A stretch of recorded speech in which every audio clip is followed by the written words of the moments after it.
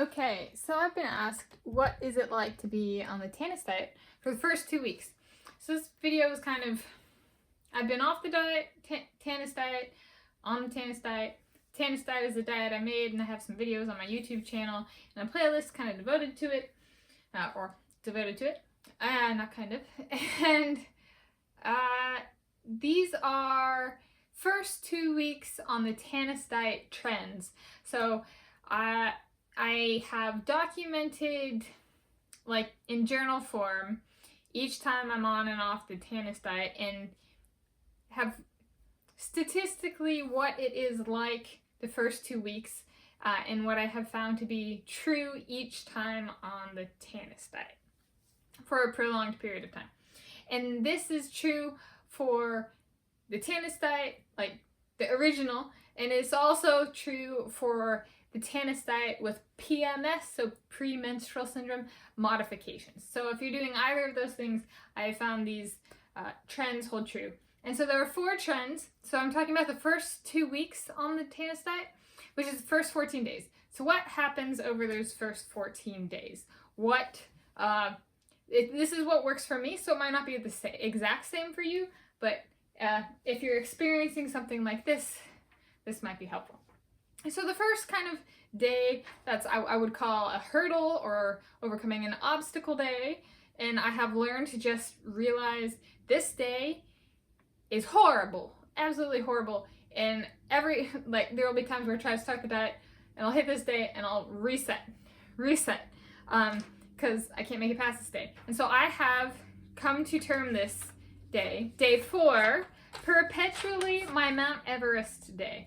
So on day 4, it is the hardest day by far, and I'm like, I still want to eat as much food as I was eating before, and usually it's so extreme that I reset, but not all the time. And so I eventually, if I'm starting back on the Tanis diet or Tanis diet with modifications, I just go, day 4 is going to suck.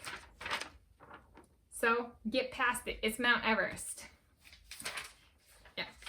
And then the next day is a not so bad day. So that's a bad day in that sense. The next day of these first 14 days, where there's a trend for myself, is day 9. Day 9 is the day I've renormalized to new calorie caps day. So if I was eating a lot every day before and exercising a lot, or just eating a lot and not being super active, I would say this is the day 9 is the day that I have renormalized to my new calorie maximums for each day. The eating has become okay. Just the eating, because the Tanis diet has eating and exercise. So by day 9, the food is kind of like okay. And then the following day, I'm like actually kind of feeling okay, still a little sore from the exercise, stuff like that. But day 10 is a much worse than yesterday day. So like just when I feel like I'm starting to get better, the next day is like, yeah. So that momentary glimpse of this isn't gonna be so bad goes away the next day. However, it's like my body foreshadowing me for the last trend in the first 14 days, which is day 13, which is the first day legs not so sore. So it's the day my body has kind of adjusted, and calories aren't so bad, but the biggest change is my body is not as sore. So it takes me 13 days on the Tanis diet for my body to fully go, I'm not sore every single day.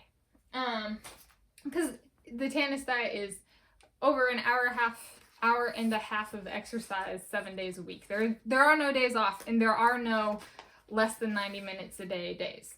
So it, in that sense, is intense for a weight loss diet, for a non-competitive athlete. Right? This is just normal me kind of thing. Normal person, it's too. So it's open to anybody. So in that sense, it's pretty intense. And it takes me 13 days to actually fully kind of adjust to the diet. But those are there are 4 days that, statistically speaking, from when I've done this, that are kind of good and or bad kind of things in the first 14 days. And by day 13, the diet has kind of settled in. And I'm like, it's never gonna, it is not an easy diet in that sense. It feels like a diet even past the first 14 days, but it becomes more manageable on day 13. That's